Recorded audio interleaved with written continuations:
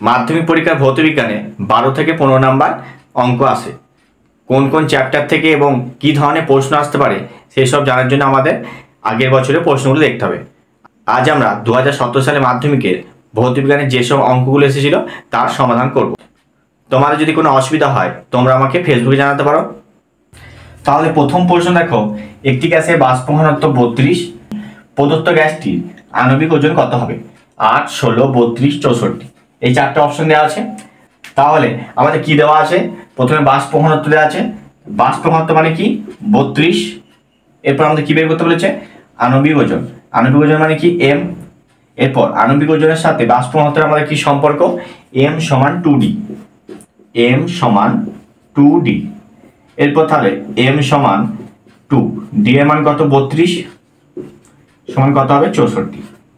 তাহলে আমাদের প্রদত্ত গ্যাসের আণবিক ওজন হবে 64। 2 নম্বর প্রশ্ন, 1 কুলম্ব তড়িতাদানকে 1 ভোল্ট বিভব প্রভেদের বিরুদ্ধে নিয়ে যেতে কত কার্য করতে হবে? এখানে আমাদের কি কি দেওয়া আছে আগে দেখে নিতে হবে। তাহলে কি দেওয়া আছে? 1 কুলম্ব তড়িতাদান। তাহলে তড়িতাদান মানে কি? Q, 1 coulomb. তারপর কি দেওয়া আছে? 1 ভোল্ট বিভব প্রভেদ, তার মানে কি? ভোল্টেজ হচ্ছে 1 ভোল্ট। এরপর আমাদের কি বের করতে বলেছে? কত কার্য করতে হবে। কার্য সমান কি হয়? ডাব্লিউ। তাহলে ডাব্লিউ সমান আমাদের বের করতে হবে। এরপর এই যে তিনটে রয়েছে, এই তিনটের মধ্যে আমাদের কি সম্পর্ক সেটা আগে জানতে হবে। তাহলে আমাদের কি সম্পর্ক? ভি সমান ডাব্লিউ বাই কিউ। এখান থেকে আমার কি করতে হবে? ডাব্লিউ সমান বের করতে হবে। তাহলে ডাব্লিউ সমান ভি ইন্টু কিউ সমান, ভি এর মান হচ্ছে 1, কিউ এর মান হচ্ছে 1, তাহলে সমান হচ্ছে 1 জুল। তাহলে আমাদের 1 জুল কার্য করতে হবে। 3 নম্বর প্রশ্ন, ইউরেনিয়াম 23892 থেকে আলফা কণা নিঃসৃত হলে যে মৌলটি উৎপন্ন হবে তার পারমাণবিক সংখ্যা কত? তাহলে আমাদের কি দেওয়া আছে আগে দেখি। ইউরেনিয়াম 23892। এরপর উপরটা কি বলা হয়? ভর সংখ্যা। আর নিচেটাকে কি বলা হয়? পারমাণবিক সংখ্যা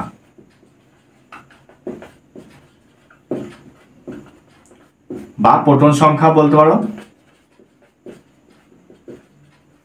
এরপর আমাদের একটা আলফা কণা এর থেকে নিঃসৃত হয়েছে। তাহলে যদি একটা আলফা কণার ভর সংখ্যা পারমাণবিক সংখ্যা কত হয়? উপরে 4 নিচে 2, মানে আলফা কণার ভর সংখ্যা হচ্ছে 4 আর আলফা কণার পারমাণবিক সংখ্যা হচ্ছে 2। এরপর আমি বিয়োগ করব। তাহলে 23892 থেকে একটা আলফা কণা নিঃসৃত হচ্ছে, তার মানে কি? ভর সংখ্যা থেকে ভর সংখ্যা বিয়োগ হবে, তার মানে 238 বিয়োগ 4 আর 92 থেকে 2 বিয়োগ 92 বিয়োগ 2 সমান হচ্ছে 234 আর 92 থেকে 2 বিয়োগ করলে হবে 90। তাহলে যে মৌলটা উৎপন্ন হবে তার পারমাণবিক সংখ্যা হচ্ছে 90। তাহলে এবার নিচে লিখে দিই, মৌলটির পারমাণবিক সংখ্যা সমান হচ্ছে 90। এই অঙ্কটা হচ্ছে গ্যাসের আচরণ অধ্যায় থেকে। তাহলে আমাদের কি বলেছে? এসটিপিতে নির্দিষ্ট ভরে কোনো গ্যাসের আয়তন 52 মিটার কিউব, অপরিবর্তিত উষ্ণতায় 104 সেন্টিমিটার এইচজি চাপে গ্যাসটির আয়তন কত হবে? এই অঙ্কটা করার জন্য আমাদের প্রথমে কি করব? কি কি ডেটা আছে সেগুলো লিখবো। তাহলে এসটিপিতে আয়তন কত বলেছে? গ্যাসের আয়তন V1 সমান হচ্ছে 52 মিটার কিউব। এখানে যেহেতু অপরিবর্তিত উষ্ণতা বলেছে তাহলে আমাদের উষ্ণতা লেখার দরকার নেই, তুমি চাইলে লিখতেও পারো। এরপর তাহলে আমাদের কি করতে হবে? চাপটা লিখতে হবে। তাহলে গ্যাসের চাপ P1 সমান কত হয়? যেহেতু এখানে 104 সেন্টিমিটার এইচজি আছে তাহলে আমাদেরকেও এখানে সেন্টিমিটার লিখতে হবে। তাহলে সেন্টিমিটার এইচজিতে কত হবে? 76 সেন্টিমিটার এইচজি। যদি এখানে মিলিমিটার থাকতো তাহলে আমরা কি লিখতাম? 760 মিলিমিটার এইচজি। আর যদি আমাদের এখানে এটিএম থাকতো তাহলে আমরা কত লিখতাম? 1 এটিএম। এটা তোমরা মনে রাখবে, কোন একক থাকলে কত লিখতে হবে সেটা ভালো করে মনে রাখবে। তাহলে এবার আমরা অঙ্ক করি। এরপর দেখো চাপটা কত হয়েছে? 104 সেন্টিমিটার এইচজি। তাহলে লিখবো যে আমরা গ্যাসটির অন্তিম চাপ P2 সমান কত 104 সেন্টিমিটার Hg। আর গ্যাসটির অন্তিম আয়তন বের করতে হবে, আয়তন V2 সমান বের করতে হবে। তাহলে এরপর আমরা কি লিখবো, বয়েলের সূত্র থেকে পাই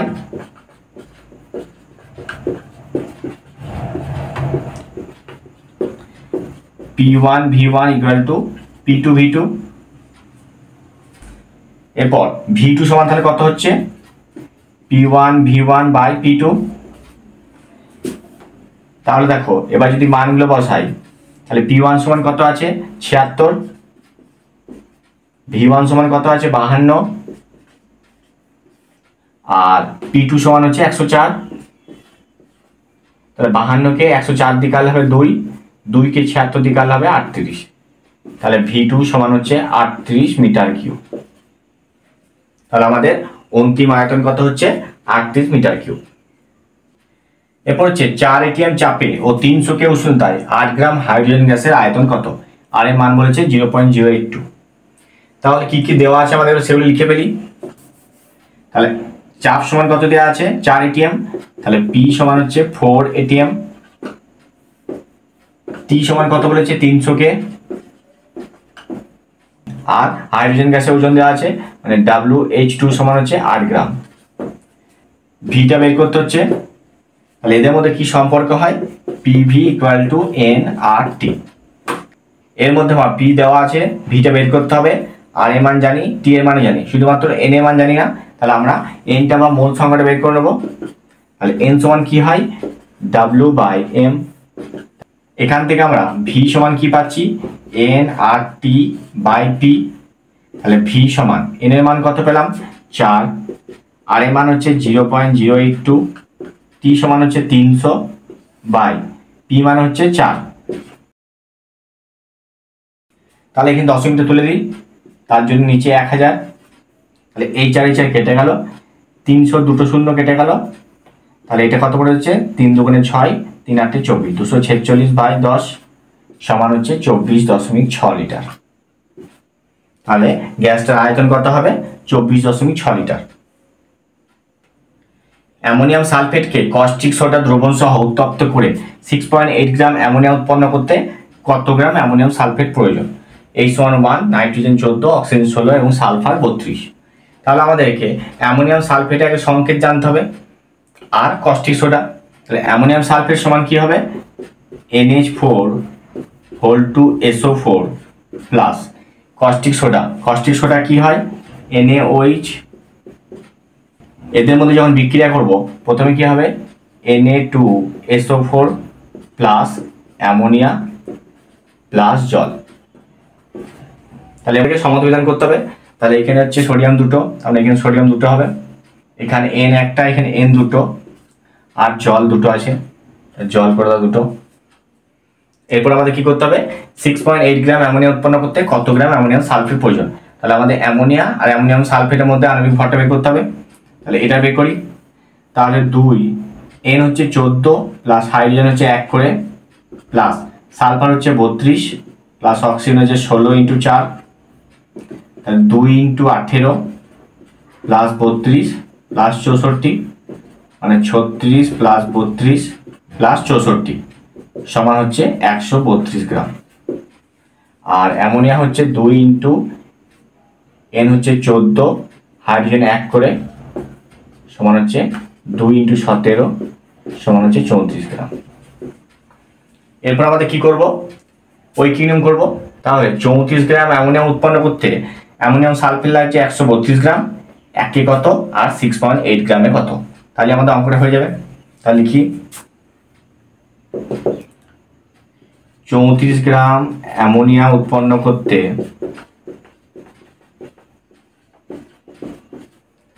NH4 লাগছে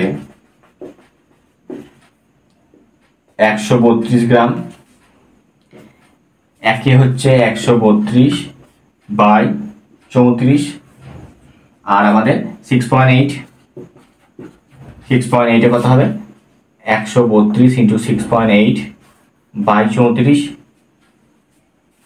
তাহলে এখানে যদি আমরা কাটাকুটি করিনি 132 গুণ 68 বাই 34, দশমিক তুললাম, নিচে 10, তাহলে 34 দুগুণে 68, 2 দিয়ে গুণ করলে হবে 264 বাই 10 সমান হচ্ছে 26.4 গ্রাম। আমাদের অ্যামোনিয়াম সালফেট প্রয়োজন কত? 26.4 গ্রাম। ক্যালসিয়াম কার্বনেটের সাথে লঘু HCl এর বিক্রিয়ায় CaCl2, CO2, H2O উৎপন্ন হয়। 50 গ্রাম ক্যালসিয়াম কার্বনেট থেকে 55.5 গ্রাম CaCl2, 22 গ্রাম CO2 ও 9 গ্রাম জল উৎপন্ন করতে কত গ্রাম HCl এর প্রয়োজন? যেখানে H1 আর ক্লোরিন হচ্ছে 35.5। তাহলে আমাদের প্রথমে আগে বিক্রিয়াটা লিখে নিই। CaCO3 এর সাথে HCl এর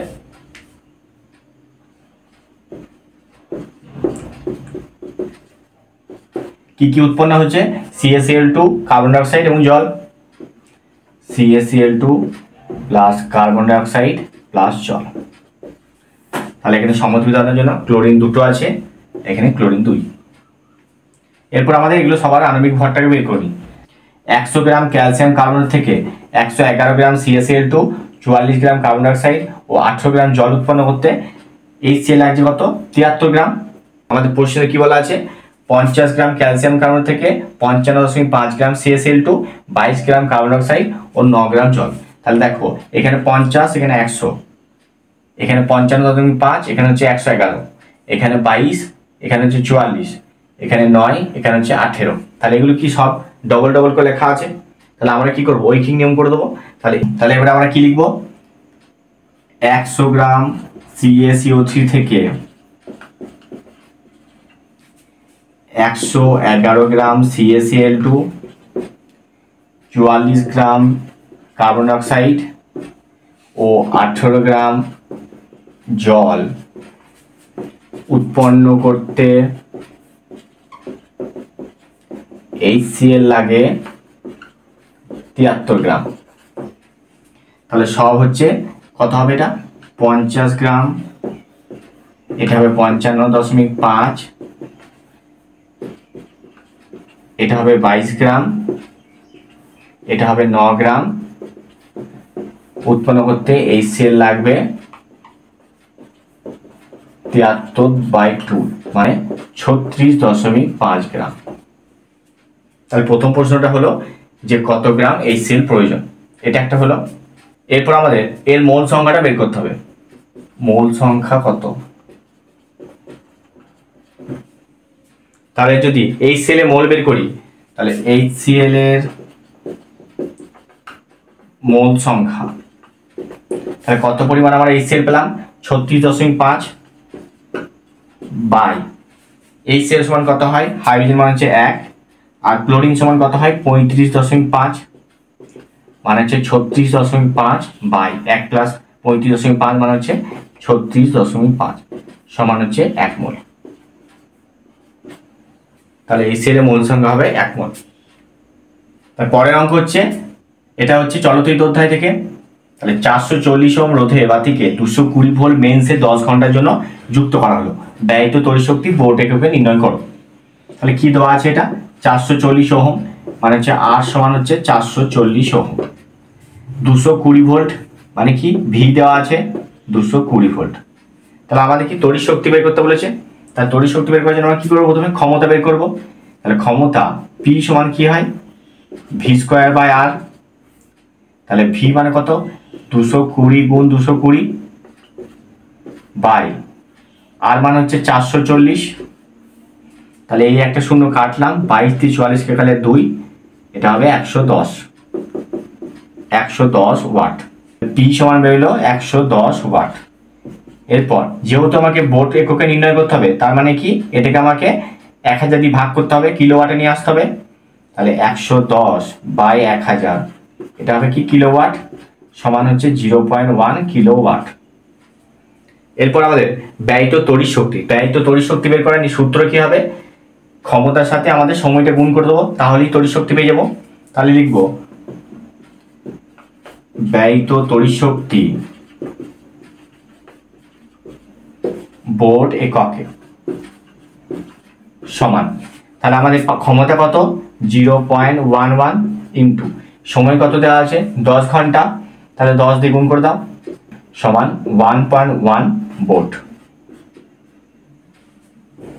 6 ওহম রোধের তারকে টানা হলো যাতে তার দৈর্ঘ্য প্রাথমিক দৈর্ঘ্যের দ্বিগুণ হয়, তারটির অন্তিম রোধ কত? তাহলে আমাদের কি বলেছে, প্রথমে একটা তার আছে যেটা আমরা ধরলাম দৈর্ঘ্য হচ্ছে এল, এটাকে কি করা হয়েছে, টেনে দ্বিগুণ করা হয়েছে। তাহলে টেনে দ্বিগুণ করলে তার দৈর্ঘ্য কত হবে, এখন 12। এখন আমাদের কি তারটা রোধ বের করতে হবে। প্রথমে কত রোধ ছিল, 6 ওহম। তার আমরা লিখি, ধরি তারটির প্রাথমিক দৈর্ঘ্য সমান হচ্ছে এল, প্রাথমিক রোধ হচ্ছে R1 সমান হচ্ছে 6 ওহম, আর এই তারটার প্রস্থচ্ছেদের ক্ষেত্রফল হচ্ছে আমি এ। তারটির প্রস্থচ্ছেদের ক্ষেত্রফল